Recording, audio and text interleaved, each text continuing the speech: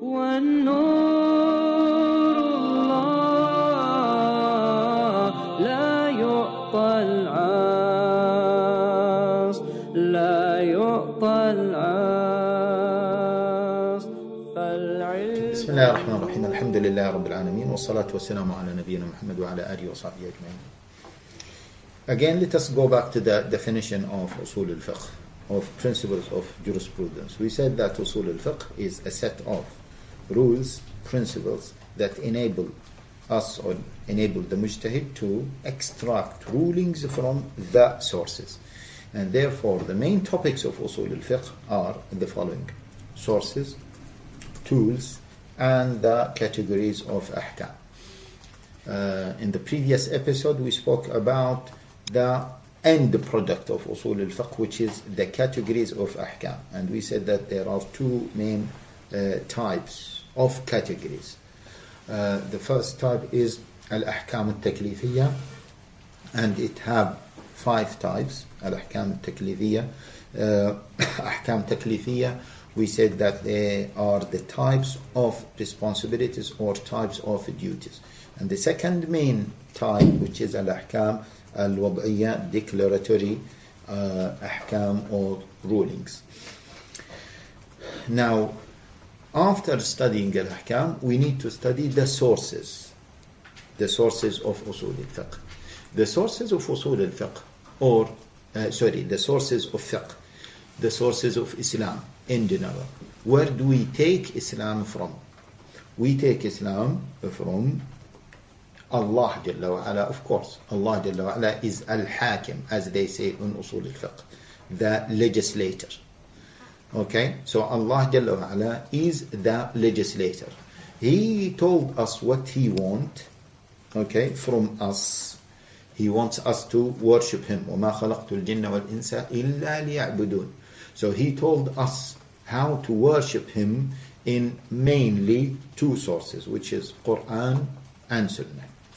So Al-Hakim, Allah Jalla wa Ala, the legislator, the one who we submit to, told us that He wanted from us to worship Him. He commanded us to worship Him. He informed us that the only thing He wanted from us is to worship Him. Worshipping Him is a very comprehensive word or term that includes everything in our life.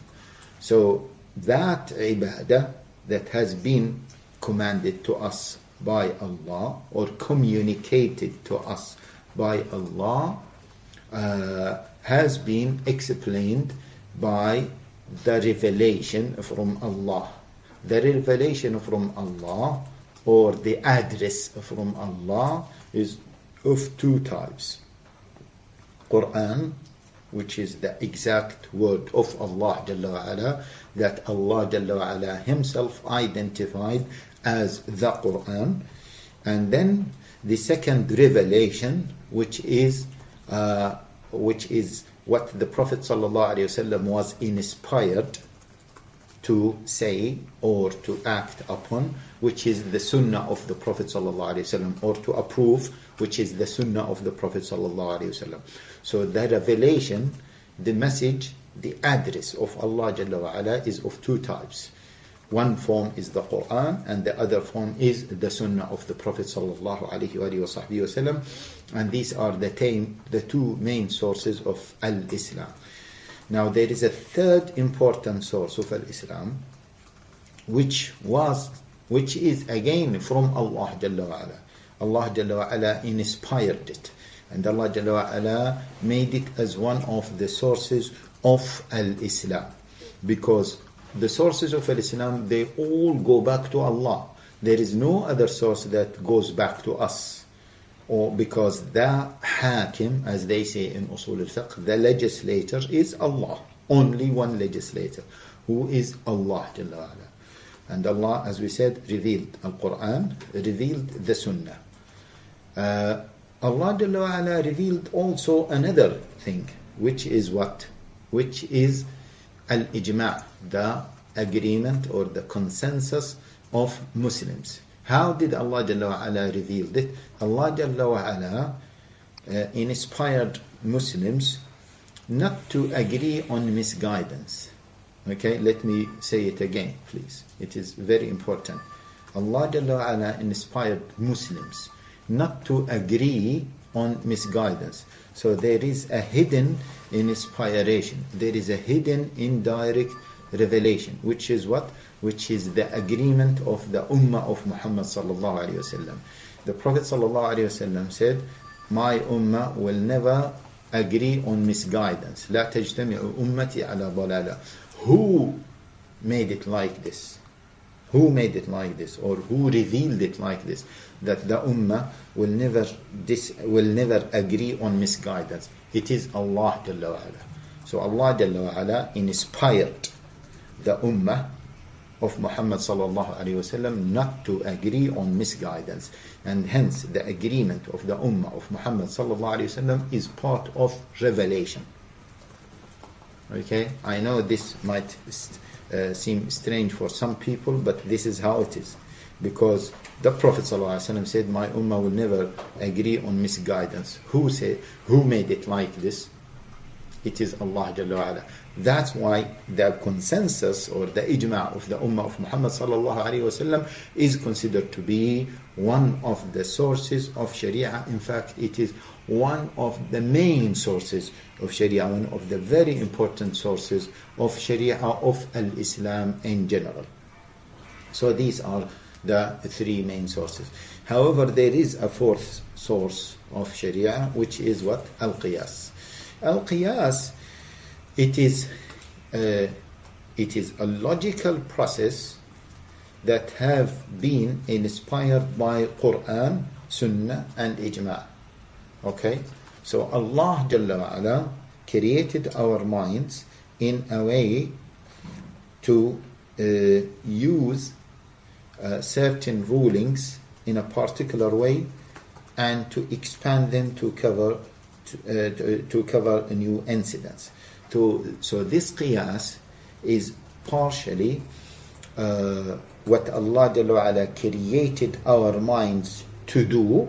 Okay, what Allah Jalla wa Ala created our minds to do, and it is partially the revelation in Quran and Sunnah. So it is a mixture of using the intellect that Allah Jalla wa Ala has given us to deduce from Al-Quran and As-Sunnah certain principles that enable us to expand certain rulings to cover new incidents.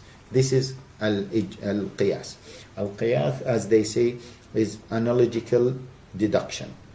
Al-Qiyas, we will explain it, of course, further in details, but my point here is Al-Qiyas has been inspired indirectly by Allah Jalla wa Ala. How? Because Al-Qiyas is a process. A process means it is the function of the mind, the intellect. And Allah Jalla wa Ala created our intellect, and Allah Jalla wa Ala guided the companions to use this process. Okay? In fact, the Prophet ﷺ used this process. He used his intellect, and he was inspired by Allah to use this process or to use his intellect in this particular way. And the companions used their intellect in this particular way. Used their intellect, and they came up with this process to use their understanding of the divine text in a particular way, in order to use the divine text, which is limited, of course. The Quran and Sunnah, they are limited in terms of number, to be unlimited in terms of application. So the Quran and Sunnah are limited in number, but in terms of application they are unlimited. Unlimited means what? They can cover anything in the world. They can cover anything irrespective of the space, irrespective of the time. So because it is such an important process, and the outcome of that process is such an important outcome, scholars consider it as one of the sources of Sharia, okay, or one of the sources of Al-Islam. Although if you can look at it technically, you might see that it is just a tool to understand the divine text. It is not really a source, but because it is such a powerful tool, it is a very rich tool, or a tool that produces unlimited number of consequences or rulings. They consider it as a source of Sharia. Similarly, Al-Ijma' that we said that it was inspired by Allah Jalla wa Ala, it is a source as well as it is a tool to understand the divine text. So the divine text is a combination, Al-Ijma' is a combination, is a tool and a source. So we have 4 sources: Quran, Sunnah, Ijma' and Qiyas. And 2 of them, which is Al-Ijma' and Al-Qiyas, they are both sources and tools to understand the first 2 sources, the 2 divine sources, Al-Quran and As-Sunnah. Now, some scholars said that both Al-Quran and Sunnah are textual sources.